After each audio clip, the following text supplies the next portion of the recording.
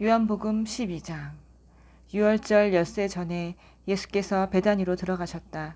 그곳에는 얼마 전에 죽은 자들 가운데서 살아난 나사로가 살고 있었다. 나사로와 그의 누이들이 자신들의 집에서 저녁 식사를 하자고 예수를 초대했다. 마르다는 시중 들고 나사로는 사람들과 함께 식탁에 앉아 있었다. 마리아가 아주 값비싼 향유 한 병을 가지고 들어와서 예수의 발에 붓고 자기 머리카락으로 그 발을 닦아드렸다. 향유 냄새가 집안에 가득했다. 제자들 가운데 한 사람으로 이미 그때 예수를 배반할 준비를 하고 있던 가룟 유다가 말했다.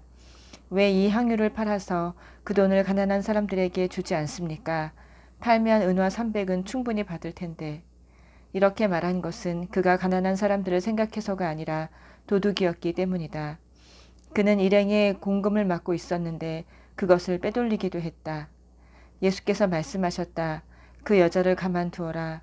그 여자는 내 장례식을 내다보고 예를 표한 것이다. 가난한 사람들은 너희와 항상 함께 있지만 나는 너희와 항상 함께 있는 것은 아니다. 예수께서 다시 마을로 오셨다는 소문이 유대인들 사이에 퍼졌다.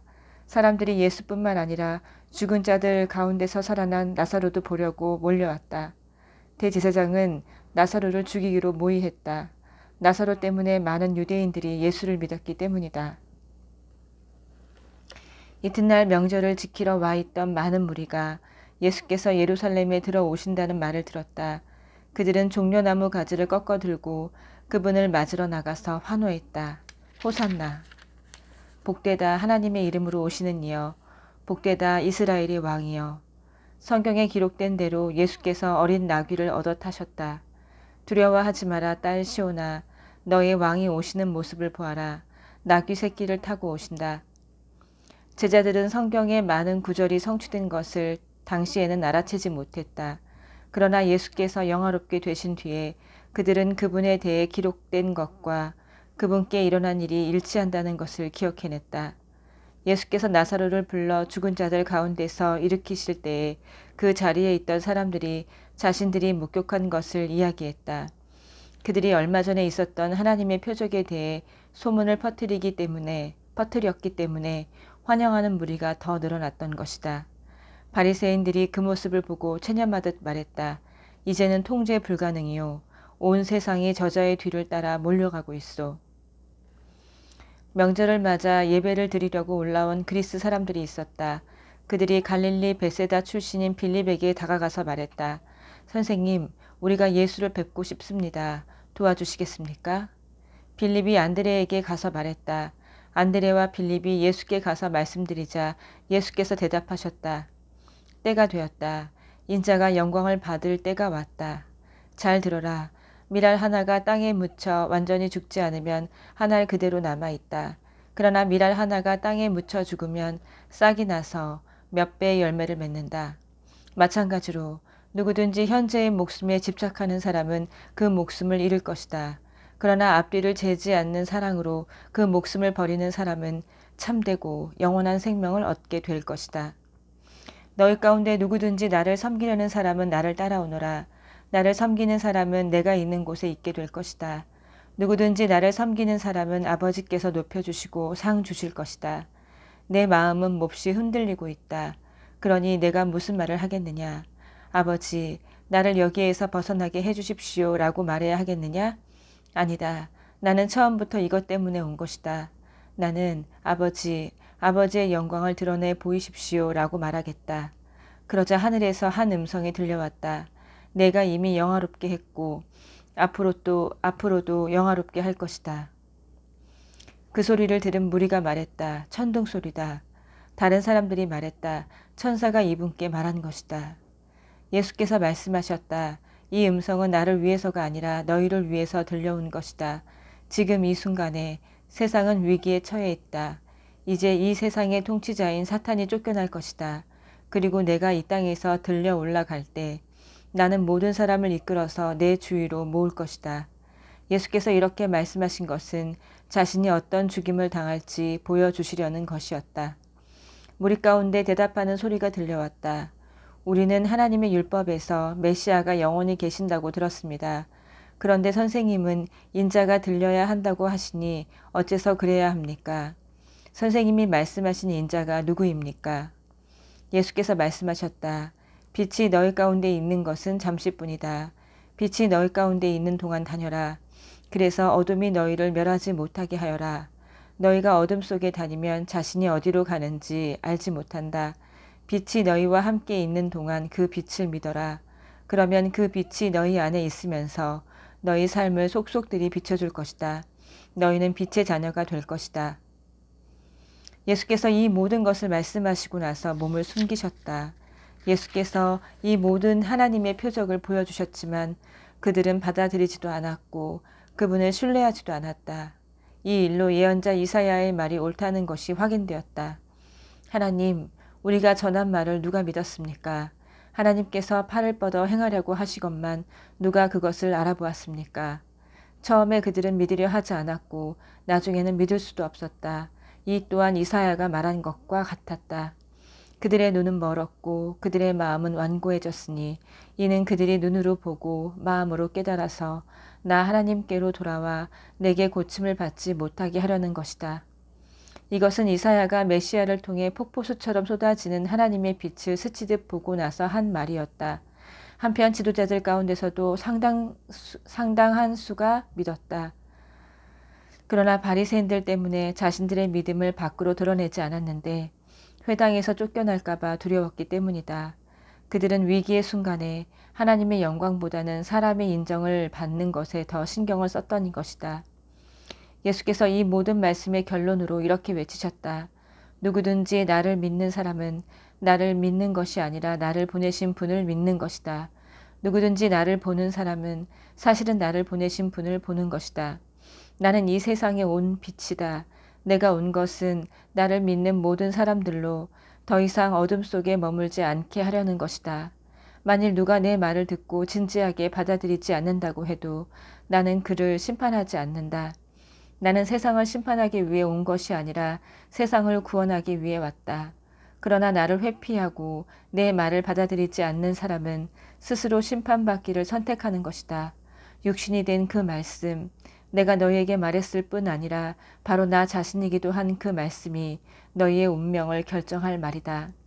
그 말씀 가운데 어느 것도 내 마음대로 지어낸 것이 없다. 나를 보내신 아버지께서 내가 무엇을 말하고 어떻게 말해야 하는지를 지시해 주셨다. 나는 아버지의 명령이 어떤 열매를 맺는지 정확히 안다. 그것은 참되고 영원한 생명이다. 내가 할 말은 이것이 전부다. 아버지께서 내게 말씀하신 것을 나도 너희에게 말한다. 13장 유월절 직전에 예수께서는 이 세상을 떠나 아버지께로 가야 할 때가 된 것을 아셨다. 예수께서는 자신의 소중한 동료들을 사랑하시되 끝까지 사랑하셨다. 저녁 식사 때가 되었다. 이때 이미 마귀는 가롯 사람 시몬의 아들 유다를 단단히 붙잡고서 예수를 배반하도록 준비를 마친 상태였다. 예수께서는 아버지께서 자기에게 모든 것을 맡기셨다는 것과 자기가 하나님께로부터 왔다가 하나님께로 돌아갈 것을 아셨다. 예수께서 저녁 식탁에서 일어나 겉옷을 옆에 두시고 수건을 두르셨다. 그런 다음에 대야에 물을 부어 제자들의 발을 씻고 수건으로 닦아주셨다. 예수께서 시몬 베드로에게 이르셨을 때 베드로가 말했다. 주님, 주님께서 정말 제 발을 씻으실 겁니까? 예수께서 대답하셨다. 내가 하는 일을 내가 지금은 이해하지 못한다. 그러나 나중에는 분명하게 알게 될 것이다. 베드로가 고집을 부렸다. 제 발은 절대로 씻지 못합니다. 예수께서 말씀하셨다. 내가 너를 씻어주지 않으면 너는 내가 하는 일과 아무 상관이 없다. 베드로가 말했다. 주님, 그렇다면 제 발만 씻지 말고 제 손도 씻어주십시오. 제 머리도 씻어주십시오. 예수께서 말씀하셨다. 아침에 목욕을 한 사람은 이제 발만 씻으면 된다. 너희는 머리부터 발끝까지 깨끗하다. 내 관심사는 위생이 아니라 거룩이라는 것을 너희는 알아야 한다. 이제 너희는 깨끗하다. 그러나 너희 모두가 깨끗한 것은 아니다. 예수께서는 누가 자신을 배반할지 알고 계셨다. 그래서 너희 모두가 깨끗한 것은 아니다 라고 말씀하신 것이다. 예수께서 제자들의 발을 씻어주시고 나서 겉옷을 입고 식탁 자기 자리로 돌아가셨다. 예수께서 말씀하셨다. 내가 너희에게 무슨 일을 했는지 이해하겠느냐? 너희는 나를 선생이라 부르고 주라고 부르는데 맞는 말이다. 내가 정말로 그러하다. 주이며 선생인 내가 너희의 발을 씻어 주었으니 이제 너희도 서로 발을 씻어 주어야 한다. 내가 너희에게 모범을 보였으니 너희도 내가 한 그대로 하여라. 나는 분명한 것만 말한다. 종이 주인보다 높지 않고 사원이 사장에게 명령하지 못한다. 내 말이 무슨 뜻인지 알겠거든. 너희도 그대로 행하여라. 복된 삶을 살아라. 지금부터 내가 하는 말은 너희 모두를 두고 하는 말이 아니다. 나는 내가 선택한 사람들을 정확히 안다. 그것은 다음의 성경 말씀을 이루려는 것이다. 내 식탁에서 빵을 먹던 자가 나를 배반하였습니다.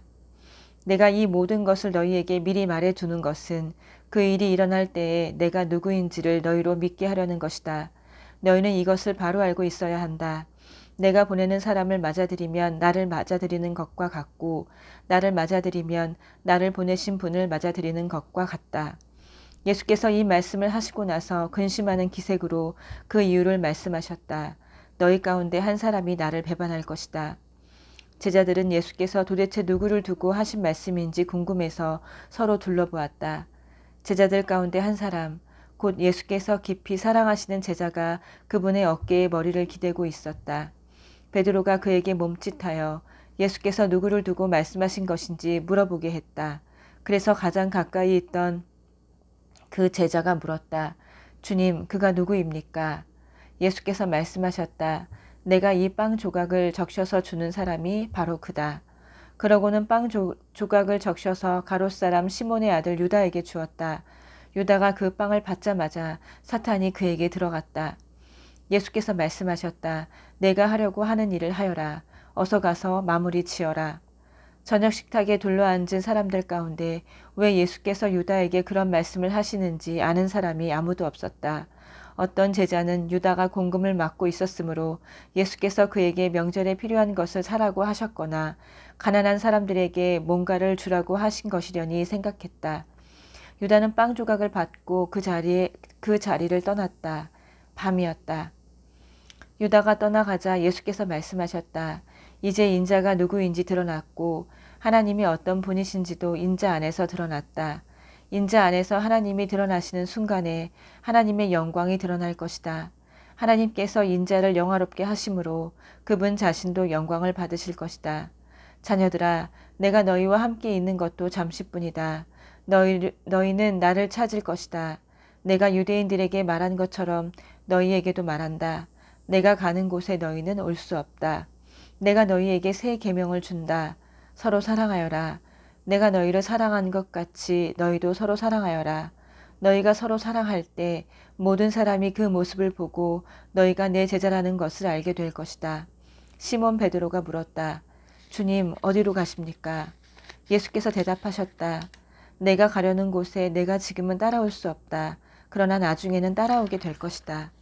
베드로가 말했다. 주님, 왜 지금은 따라갈 수 없습니까? 주님을 위해서라면 제 목숨까지도 버리겠습니다. 정말이냐? 나를 위해 내 목숨을 버리겠다는 말이냐? 그러나 너는 수탉이 울기 전에 나를 3번 부인할 것이다. 아멘.